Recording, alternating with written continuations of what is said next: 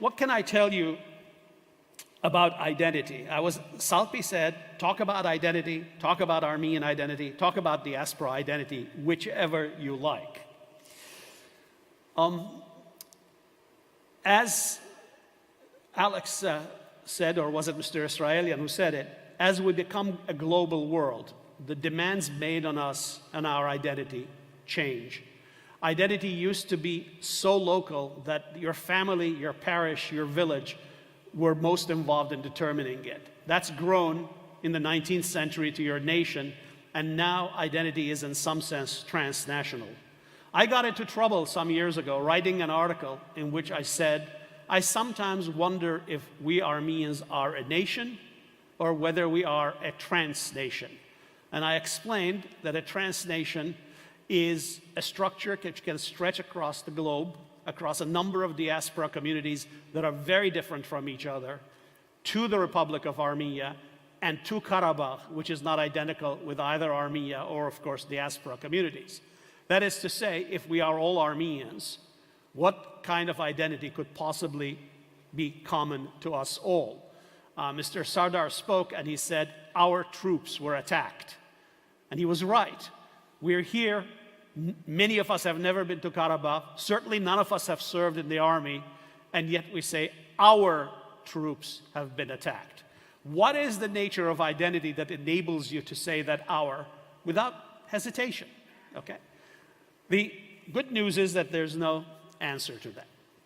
When you look at the enormous literature on identity, the scholarly research, just the section on anthropological and political research on identity in the Oxford bibliography, which I checked being a professor, is 123 pages long. That's the bibliography, not the actual texts. And when you look and ask, what do they say identity is? There's almost a complete rejection among contemporary scholars of the checklist approach. What would be the checklist approach? Well, let's see. To have a certain identity, if you ask my American students, they would say, oh, race, class, and gender, right? And maybe sexual orientation and ethnicity. In other words, American liberal arts universities teach students that the common elements of an identity are race. That's a very US-influenced category. Do you think Armenians have racial identity? Are you aware as Armenians of your racial identity? Well, I'll tell you, if you're a dark-haired Armenian and you emigrate to northern Russia among all the blonde Slavs, you're immediately aware of your racial identity. Much of the time we don't think we have race, but of course we do. Gender and so forth, all the race, gender, class, ethno-national identity, sexual orientation, we Armenians would add religion and language. We could inflate the list of the checklist. The thing about the checklist is that it's useful to think with, but it can't be defining. You all know that in the course of a long history, we were once not Christian. Then we were Christian. We're still Christian, but some of us are post-Christian. Religion cannot define us. In the 1820s, Armenian apostolic clergy argued that people who converted to Catholicism or Protestantism ceased to be Armenian. Most of us don't think that way anymore.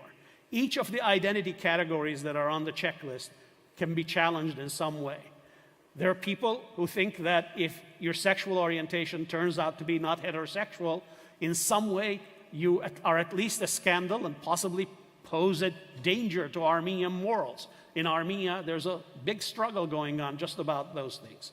So what I would say is that to the extent that there's a checklist approach, I would reject it. At the same time, when I was 4 years old, my nanny was a survivor of the genocide. I was brought up at Aleppo.